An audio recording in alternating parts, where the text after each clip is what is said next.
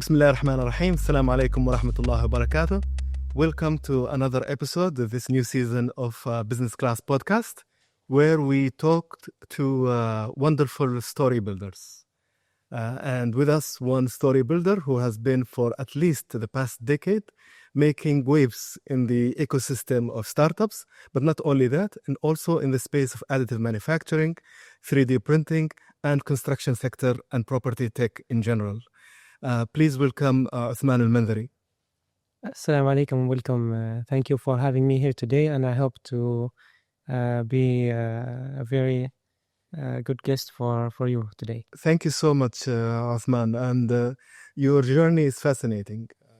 Since your days at Sultan Qaboos University as an active mechatronics student, I have a lot of appreciation for mechatronics students because they link different parts of the world of engineering. And you were an active student in more than one committee there, graduating in 2014. And after that, starting with a group of your engineering colleagues with Inotech and Inotech, focusing on 3D printing. But you've also, before that, you've had stints as a trainee and as an entry-level engineer with big engineering companies like SLV and Schlumberger. So please give us a little bit more insight about your background as a mechatronics engineer moving to be an entrepreneur. Oh, that was back in 2008. So right after the high school, my dream was to go to computer engineering. So back then programming was not a thing yet. So most people used to learn programming from buying books. Yes. So the internet was not easily available yet. So I remember in the high school, I used to read some C++ coding books, and then I wanted to be a computer engineer. So I went to Sultan Qaboos University. But then in my second year, instead of having computer engineering as a major, I decided to go to mechatronics. And the reason is there was an expo for the graduating students, and I saw some robotic spider project by one of the final year students. So I was impressed by that system. I spoke with the guy, and he said, okay, this is mechatronics engineering. It's a new thing now. It's a trend in engineering where you can work as a mechanical engineer with a minor in electronics and programming. So right on the spot, I decided to be a mechatronics engineer. And I was very active in society. So I was the vice president of the engineering society, engineering, science, and even entrepreneurship. So I was just a member in the mechatronics engineering society. And then I went as a vice president in the entrepreneurship society students. And then I was for a while in the open source software society, again as a vice president. So I was enjoying trying things with entrepreneurship, programming, and engineering. And I think that was very useful to meet my co-founders. So if you look at most startups in the world, the founders mostly meet in the university. And again, it's because you meet likewise minds in such societies, in such competitions. You get to know each other, and then you start working on projects, and then you end up having your startup built with them. And as careers, do you think the diverse engineering careers, mechatronics, mechanical, and maybe computer science and software, do you think in Oman, in the market, at least in the entrepreneurship and startups market, we have enough graduates with these diverse engineering backgrounds to start really groundbreaking startups? Yes, in fact, I have seen studies that show that Oman is one of the top countries in the world with the percentage of engineering graduates out of the total graduates as a bachelor degree holders. So I think we have a good number of engineers, both from Oman, the US, Europe, even Australia, and even East Asia. So I think we have a good number of engineers, good quality engineers. Yes. What we don't have is having the right talents in the right place. One of the reasons I started Inotech is I used to work in oil and gas, and I felt like my talents in programming and mechatronics are not being used at all. I also had friends who were really, really talented in programming and design, and they used to work in oil and gas. So I wanted to have a robotic startup where we can be that place for passionate people about robotics. So I think at least today we are lucky. We have Inotech, we have Ansur, we have Nafad, we have Mushrif, we have Rihad. We have so many startups where you as a fresh graduate can do your internship. You can get a day job in these startups. Back in my days, there was almost nothing. Like you graduate, you go to the government sector, or you go to the private sector, which is mostly telecom, banking, or oil and gas. So there was nothing at all for us who love robotics. Directly linked to robotics. Yeah. And do you think on the energy and oil and gas sector, equipped you with some skills that were important for you as an entrepreneur? Yes, and that's why I insist. I prefer that.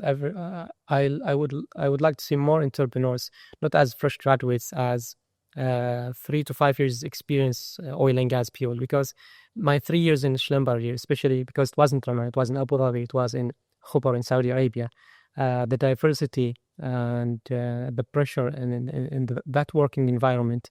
And when you work with a company like Schlumberger, where they have 120,000 employees, the policies, the standards, the systems they have, the ERP systems, the reporting, and the diversity of the teams, and dealing with people from different cultures as a young fresh graduate must have been quite a learning experience. Yes, I remember we had plus 42 nationalities in the headquarters in Al Khobar. And I lived with people, so my small apartment was myself, somebody from Argentina, another guy from the States, people from France. So that was an experience. And I think even when you go to the sites, you work with people from different ages, different nationalities. The diversity was one of the most unique things about my experience with Schlumberger. And do you think there are advantages to maybe creating teams with maybe similar background so that there is maybe less cultural misunderstanding? Or do you think in the ecosystem now we need to bring more of that diversity? Yeah, I think diversity is what we lack in Oman. We need more diversity. If you visit any GCC country, I was lucky to visit and work in all GCC countries. So I have investors from Bahrain, so I go to Bahrain frequently. I am incubated in Taqaddum program in King Abdullah University. So I go there frequently. I go to Abu Dhabi because that's where our ADGM registration is. So we go to almost all GCC countries. And then you will notice that in Oman, we are a bit lower diverse than all other GCC countries in terms of the ecosystem. So I think diversity is good in many ways. You get talents that you cannot source locally in some technical jobs, and then you get people with different mindsets. One of the recommendations of any investor will be to have a diverse founding team. I was lucky. It was just by luck at Inotech that I was the CEO and my CTO was a CTO. His personality, his technical skills. So that was by luck. We did not plan for that, but I realized later on that my team was fitting the needs of investors. They need a CTO and then a CEO and some CFO later on. So I think we need more diversity definitely in Oman. Yeah, that's a very important point. And I hope you were able to take this belief and this way of thinking when you and your colleagues started establishing Inotech back in around 2016. How were the early days of establishing Inotech? I remember the early days. So I had to quit my job in Schlumberger. That wasn't an easy decision. It must have been scary to quit a job in the energy sector and become an entrepreneur. Yes, it was. So I thought about it for months. I had to consult friends, family members, and then I decided. I remember I decided that during a week. So there was something called GCC London Entrepreneurship Week, where the British Council takes 2 entrepreneurs from each GCC countries for a week in London to see the ecosystem. So I was still in Schlumberger. I participated when I visited the ecosystem in London and meeting with the entrepreneurs from the GCC countries. I decided right then that this is what I want to do. I want to be a full-time entrepreneur. I know the risk. I know the headache. I know all the things that I have to leave in oil and gas. So I decided that this is the life I would like to take. And that was 2016. So, so I think... again, the reason why I promote why I suggest that for whenever I meet people in the university seats, they ask me, what is your advice for entrepreneurship? I say, go to oil and gas, go to telecom, go to banking for 3 to 5 years, not only for experience, but also to have some cash. So when you quit your job after 3 to 5 years, you have sustainability financially. So you have some runway. You have some runway personally. You have covered your basic needs. The risk is much lower on you. And then if things go wrong, you can get another job easily because you have the experience. While I see lots of fresh graduate entrepreneurs, they lack the skills and communication in working with corporates, and then they risk everything because financially they cannot fund their startups. Like in 2016, I did not have any funding at the first 2 years, so I had to fund my startup from my own savings. Without my day job in Schlumberger, that wouldn't be possible. So I think there are many advantages in working in not only in oil and gas, just working in the private sector has many advantages financially and in terms of experience. And how was it easy to attract talents to work with you in an early stage startup like Inotech around that time, the first 2-3 years? It wasn't easy at all. It was back then. Again, entrepreneurship ecosystem in Oman is quite young. So back then, nobody believed in a small startup. Nobody believed that we can compete in robotics and to attract talents. So we had to work with internships instead of full day jobs. We had to have summer internships and then other internship programs because in many universities in Oman, they have to take a 2 months internship. So we decided that we as founders will do most of the work and we'll have interns doing the rest of the work. And it gave you the flexibility and the resilience and the talent that you needed.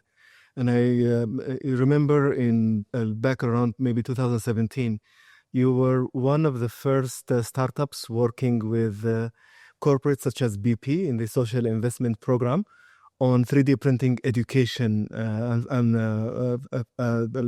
fabrication technology. Tell us more about that program. Yes, and I would like to take this opportunity first to thank the team at BP for that program. So back in 2017, we saw an advertisement for social responsibility programs. So my background was engineering technology. I had no idea what is corporate social responsibility. So the team at BP was very helpful. They taught us what is the social responsibility, why do they do it, what is the purpose of this, and we realized that our technology, 3D printing, is a future technology that we really need to teach in schools and universities. So we proposed to the Ministry of Higher Education, back then the Ministry of Education now, that we will take this technology into plus 2,000 students and we will teach them the basics. And then we will give some 3D printers for universities so we can have a sustainable program.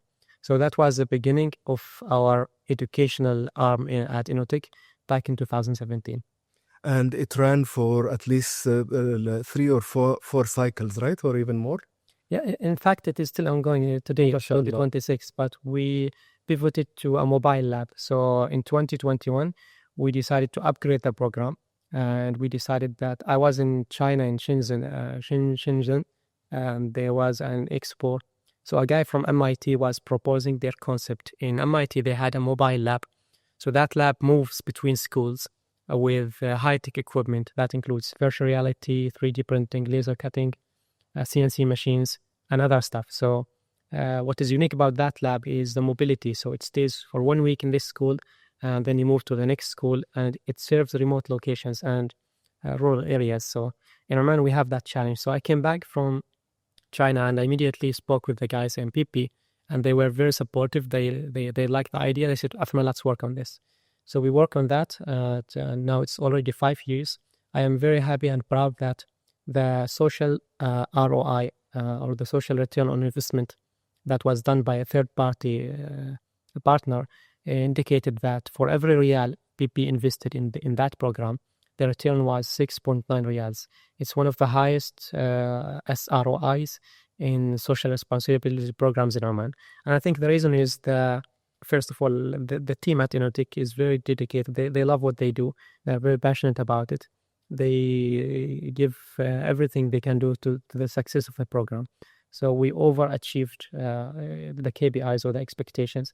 And the second reason is the uniqueness of the program. I remember going to schools in small areas where usually they don't have Access to access such to programs. access to programs and labs, and our trainer has to stay there even over weekends, just because some school students like the lab and they said, okay, can we stay over the weekend? So we say, okay, it's open, let's come back tomorrow. So I'm very proud that we could because in education you inspire. The lab goes for just 1 week. In 1 week we cannot teach programming, cannot teach AI, 3D printing, but the purpose is to inspire. Out of 3,000 students we cover, if we inspire 3 students, maybe we have the next Elon Musk, maybe we have the next Jeff Bezos. So inspiring the next generation is the purpose or the vision of the lab. This is really an impressive achievement. I mean, the fact that the feasibility and the social return on investment is 1 to more than 6 reals is really impressive. And you mentioned something very important about inspiration. And, in our Islamic culture, it's famous that the mechanical engineering field and the robotics field was started by Muslim scientists such as Ismail al-Jazri. And hopefully in your visits to the different areas in Oman, you have found that there is potential where we will see people in the future who will bring something new to the field of construction and engineering. And I know you've been very active in promoting the potential of additive manufacturing and in particular 3D printing. And we had a chance just before Corona to work together on educating young engineers on how to merge and start thinking on how to merge machine learning and AI into also 3D printing. And we went and we trained in your labs. So how is it going promoting the gospel of 3D printing and its potential and scaling it up? Yes, what I like about 3D printing is the fact that we can manufacture locally. And in fact, that was the spark where we started in 2013. At Inotech, we were manufacturing one project and we had to travel just to 3D print a prototype for that project. And then we realized that there is a gap in the country. So we decided to be the first 3D printing facility in Oman. And again, the reason is that you can manufacture locally. When you manufacture locally, even if it is a bit more expensive, you have the speed of manufacturing, you have the security, like what happened during COVID when the lockdowns happened. With the 3D printers we had, and the disruption of the supply chain. Yes, we could manufacture. We manufactured plus 10,000 spare parts for the hospitals and medical sector. So with local manufacturing, you can innovate. Without a local manufacturing facility, you cannot have an ecosystem for robotics. So that's what we like about 3D printing. And luckily now the technology is very affordable. Like back in 2013, it was quite expensive. It was just 2 suppliers, one from the States, one from Europe. Now you can buy a 3D printer for under 300 riyals with a good quality. So I think it's getting there where one day we will see every school having its own 3D printing facility. And I saw that after Corona, you transitioned from labs and offices, and you've also added a machine with robotic arms, perhaps developed here with your diverse team. How was that scaling up? Was it difficult? Yes, in fact, fundraising for a hardware startup is not easy at all. Not only in the Gulf, it's worldwide. Most venture capitals, they prefer to fund software as a SaaS or software startups. In hardware, you have warehousing, logistics, you have the risk, you have small margins, and scalability is much slower.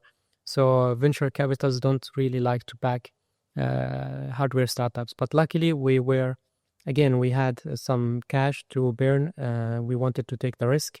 We realized that the next big thing for 3D printing is concrete 3D printing. It was booming in the States and in China, and we realized that this wave will come eventually to the Gulf. It automates the construction process. Right now, it is still quite expensive compared to conventional construction technologies, but It's getting there where at some point 3D printing your home will be more affordable, faster than any conventional construction company. And this was with the help of with organizations and corporates that have use cases for concrete 3D printing in Oman? Yes, of course. What I like about this technology is that it serves construction, serves artificial reefs such as the Environment Authority, Ministry of Agriculture and Fisheries, Ministry of Defense. There are many applications, even the infrastructure like the Man Group, and anything that can be casted or built in concrete can be 3D printed. So it's one of the largest markets in the world. The concrete industries, after oil and gas, it's considered one of the largest. And since then, were you guys right in your predictions that it was worth it to venture into concrete 3D printing? Yes, in fact, we just recently started promoting our printer. So we have potential projects in Africa and in some other Arabian countries. Will you give it an attractive name, your printer? Not yet, in fact. Branding is one of the gaps at Inotech. We are engineers. Engineers are terrible at branding, trust me. So we don't have a name yet, but we manufactured 4 printers so far. We manufactured 3 of them to be exported to 3 other countries, and we will lease the technology. And then if they like the technology, they can buy the printer as a franchise, so they can become our partner in that country. So when we started, we decided to manufacture the printer because we have seen that all competitors from Europe, the States, and China, they are selling the technology at really high rates, and then they have issues after sales services. So those who bought printers suffered from weeks of delay in spare parts manufacturing, software, increasing cost of software subscriptions. We decided that we will make MENA's first 3D printer that can fit the needs of MENA, the humidity, the high temperatures, the building codes. So our competitors, when they try to transfer their technology to the Gulf, they struggle with the customization of their printers, while our printer was built for the MENA region. That's really amazing case of localization and how it can be an advantage for startups. And now if we have viewers and listeners who are looking for, okay, how can I use Inotech services? What do you think you can do for people who are interested in, who are early adopters?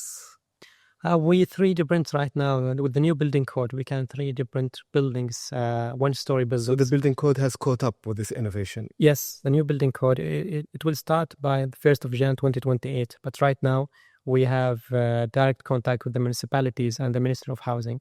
So anyone has a unique building. It could be a cafe, a chalet, or a small building, any single-story building that can be printed, or artificial reefs, outdoor furniture, anything that is related to the concrete industry. With a unique design, we can easily design, print, and give it to any client in Oman and in the Gulf. That's amazing. And I saw that you have a great focus on problem solving. And I remember you were the only Omani startup that participated in a social impact program, 3C, I think, with international organizations like HSBC. What a program on social impact can benefit an entrepreneur or a startup, Rahman, and how did it change your way of thinking? Yes, the program was called C3, Companies Creating Change. I think that's the name. It is based in Dubai by HSBC. So that program is for social enterprises where it doesn't mean that you don't want to make profit. It means you are a profitable business, but you also have social returns. You focus on the environment, the society, and you have impact that you would like to measure and as a KPI for business. So at Inotech, one of the things we do, for example, we innovated a low carbon concrete. And many people don't know this, but concrete or cement is the second largest contributor to carbon emissions in the world. Unfortunately, to manufacture 1 ton of concrete or cement, you emit 1 ton of carbon into the atmosphere. It's a very harmful industry. It is even higher than the aviation industry combined. So the world is shifting to low carbon concrete, where you partially reduce the cement in the mix by replacing it with limestone and clay. Luckily, Oman is one of the top quality clays in the world. The clay that we have in Duqm east of Oman, and even the north of Oman, is considered one of the best quality clays in the world. It can be benchmarked to the clay in Italy and in London. So we took samples from 8 different locations in Oman of the Omani clay and limestone. We shipped all those samples to the UK for the University of Cornell. We tested all the muds or clays, and we decided that the best one is the one that comes from Dokkum for 3D printing.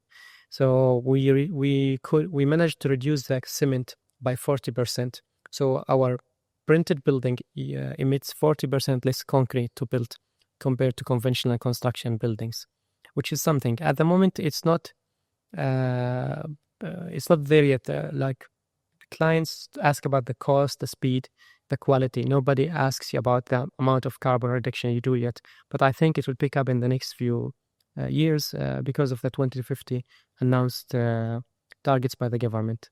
And when you share these promising stories and problem-solving potential of a low-carbon clay and what Inotech is doing with stakeholders and investors all over the Gulf, I know that you are very active in the ecosystem in the Gulf and in the region as well. How is their reaction? Do you see the potential to expand in the Gulf as promising as well? Yes, it is promising. The only challenge now is that as a new technology, it is still a bit more expensive than any conventional built building. It is just like the case when back in the days, if you look 10 years ago, to buy an LCD screen, let's say a 65-inch TV screen, it was super expensive and only rich people could afford it. Today, anyone can go to an electronic shop and buy a 65-inch LCD screen.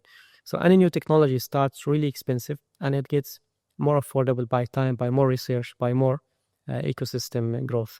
So right now, concrete 3D printing is still quite expensive. Only very specific clients prefer to use the technology. Those who would like unique designs, those who are looking for speed construction in a matter of weeks, and those who would like to adapt to new technologies. Again, with more research, more ecosystem growth, we believe the technology will get lower in cost, and then we'll see faster growth in the Gulf and other parts of the world. Inshallah. And you're busy with different projects now in different governorates of Oman. One of them is a very interesting creative and cultural project in Dhofar. Could you please shed some more light on that? Yes, we signed for a new project in Dhofar, a very unique design for a masjid, a mosque in Al-Daharis. So the project will be 3D printed and it will be powered by renewable energy that includes wind turbines and vertical wind turbines and then solar power. The location is very unique and the design is very attractive by Adi architecture. So I think it will be an attraction in Dhofar and it will be a good promotion for 3D printing. We also have other projects. This week, alhamdulillah, we signed with Oman and the Environment Authority to 3D print artificial reefs for Dimaniyat Islands. As you know, Dimaniyat Islands is one of the best attractions in the MENA region for divers, for coral reefs. We will 3D print concrete structures that will serve as reefs for coral growth, for protection of the environment, and for divers to dive. So that's one of the projects we have at Inotech. And finally, we have a new school mini building in Muscat. We're printing for the Sultan's private school, some administration offices. And again, when we print, we invite students from the school itself to witness the printing and participate in some micro tasks, just to increase the awareness. So we have multiple projects, and both in artificial reefs and in 3D printed buildings.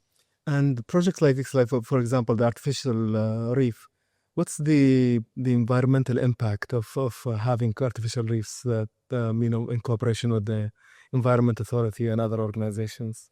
We did one project in Sur last year. It was with the Ministry of Agriculture and Fisheries. And so we picked a spot where it is sand underwater. There was almost nothing there when we dived the first time. So we deployed 8 artificial reefs.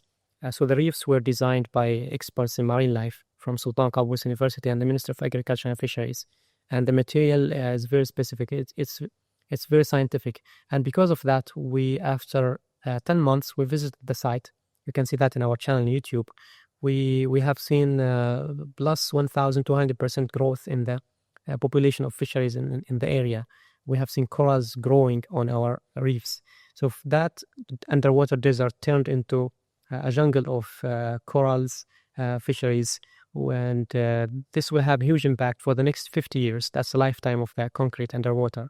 So we think this is one of the most sustainable products we have to deploy 3D printed artificial reefs with the designs, the materials and specifications from the Environment Authority and the Ministry of Agriculture and Fisheries. You must be really satisfied with your journey because you have combined everything you loved about school and the university with your work at the energy sector, and then your passion for entrepreneurship and working with diverse teams, and you're also what you've learned about how to just to be a good contributor to society in terms of environment, in terms of jobs, in terms of knowledge, mashallah.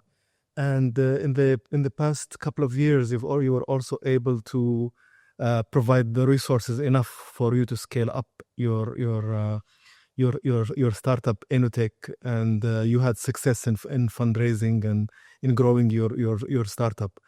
What advice would you give not only to aspiring entrepreneurs and startup founders? What advice do you have also for the other players in the ecosystem, whether investors or even social investment programs? Could you give them some tips based on your experience? Yeah, I think for the ecosystem overall, we need to give more chances, more trust for our entrepreneurs. I know that young entrepreneurs will make lots of mistakes. They miss deadlines. They they have technical challenges. But if you look at the States, one good example is SpaceX. They failed 3 or 4 times where their rocket just exploded in the air.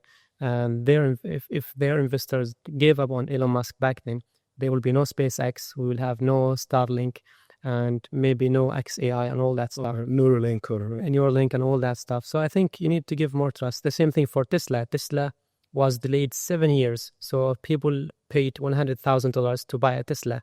They were promised to receive it in less than 1 year, and they had to wait for 7 years. Yet they gave the trust for that entrepreneur, and now we have Tesla, we have all the electric cars in the world. So I think entrepreneurs are dreamers. They dream of, they are very passionate about what they do. Sometimes they underestimate some challenges and then they miss deadlines. We need to give more trust. They don't give up early on any entrepreneur. As long as they have the passion, as long as they work hard, let's give more and more for those entrepreneurs, because that's the future for our country. It's in the minds of our people. Our government invested heavily in education, the higher education, scholarships, and all the training programs. So we need to make use of all that investment by starting new startups, by investing in our entrepreneurs, by encouraging them and giving them all the support they deserve. One final point. We were talking offline about 2 approaches. Maybe providing this empowerment and funding and support to all the players in the ecosystem, and also we talked about another approach, which is using like market leaders and an ecosystem leaders, so that they can pull the rest of the smaller players with them. Which approach you think, from your experience, should Oman ecosystem adopt? I think we need more focus and we need success stories. One good example is PayPal. It's what is called the PayPal mafia. So when they exited their startup, they all become investors or startups for other startups, and that moved the ecosystem. The same thing happened to Souk.com in the Gulf, Talabat, many other stories. So I think in Oman we have one success story from oil and gas, Mr. Hilal al-Busaidi and Yasser al-Barami, because they were very successful in their Gulf Energy project. Now they became investors. They invested in Inotech. Without their investment, I wouldn't be here today. So what is unique about entrepreneurs, when they succeed and then they exit, they invest in other young entrepreneurs because they take the risk. It's their mentality. So I think we need more people like Yasser and Hilal which means more successful startups, more exits. And in order to get more exits, we need to focus on 5 to 10 promising startups, give them all the funding they need, all the support they need. And that's what's happening in many Gulf countries, where they decided to accelerate a very small group of startups to make success stories and then to move the ecosystem. Yes, and hopefully this is how we will see sort of unicorns that can help the ecosystem in our own unique way. Bashmans Othman, is there any question that you, or any point that you think we should raise for our audience? No, I think we spoke about really diverse topics. I think we just need more and more of entrepreneurs. I would like to see more entrepreneurs retiring, becoming entrepreneurs, retired people becoming entrepreneurs, more experienced entrepreneurs. Most events, one event a few weeks back I attended, I was the oldest guy in the room. So I think when I go to other Gulf countries, I see lots of entrepreneurs, 50 years plus, 60 years plus, those who retired, because those guys, they have the experience. So I think we need to merge or link the experienced retired people or experienced people with the young entrepreneurs. Having that mix will lead into powerful startups. That's what we need to focus more in Oman. Indeed, like you rightly said, entrepreneurs are passionate dreamers, and dreams don't have expiry date. Thank you so much, Bashmans Othman, for this very insightful discussion, and wishing you all the best in your endeavors. Thank you so much. Thank you, Khalid, and I wish you all the best in your program. Thank you so much. Asante.